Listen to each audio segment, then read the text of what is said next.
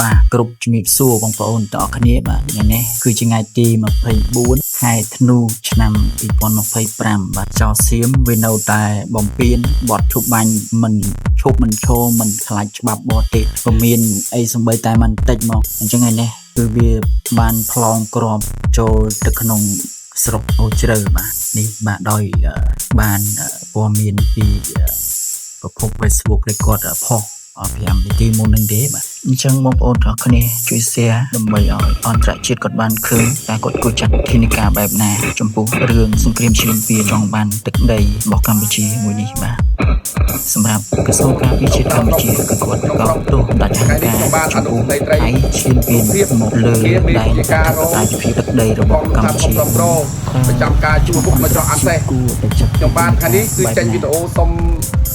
អំណោយពីបងប្អូនសប្បុរសធម៌ដែលបានខ្ញុំត្រូវម៉ូតូរបស់ខ្ញុំគឺចោសៀមវាលួចយន្តប័ត្រហើយ022ឥឡូវនេះគឺសល់តែសទេបងប្អូនបាទសហើយនឹងកាត់គ្រីអញ្ចឹងទេថ្ងៃនេះគឺខ្ញុំសុំបងប្អូន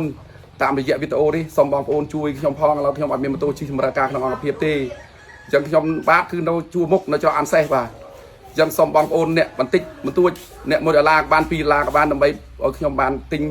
ម៉ូតូយកមកជិះបម្រើការក្នុងអង្គភាពវិញអញ្ចឹងទេ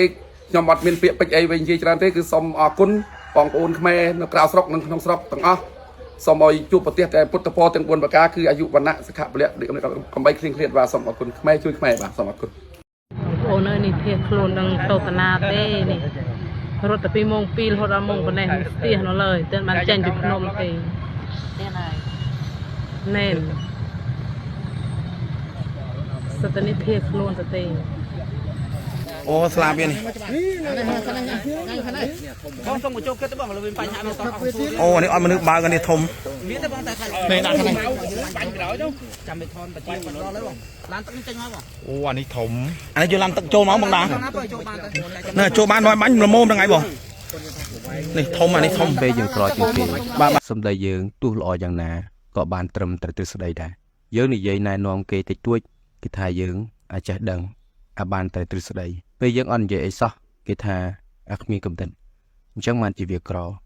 សម្ដីរៀងងើបបន្តិចគេថាអាក្រតែសម្ដីកប់អពកពេលយើងក្រជាងគេនៅក្នុងវងផឹកស៊ីដូចជាគ្មានពាក្យអ្វីត្រូវនិយាយជាមួយគេទេព្រោះនៅពេលដែលយើងនិយាយក៏គ្មានអ្នកណាចាំស្ដាប់ឲ្យគិតមើលតើលោកគេច្រើនគេរាប់គេស្ដាប់តែឲ្យគេច្រើនណាស់ហើយអ្នកក្រគួរតែប្រឹងរកស៊ីឲ្យមានកុំសូវរាប់អានញាតិច្រើនពេកព្រោះញាតិដែលយើងរាប់អាននោះភាគច្រើនគេរាប់តែ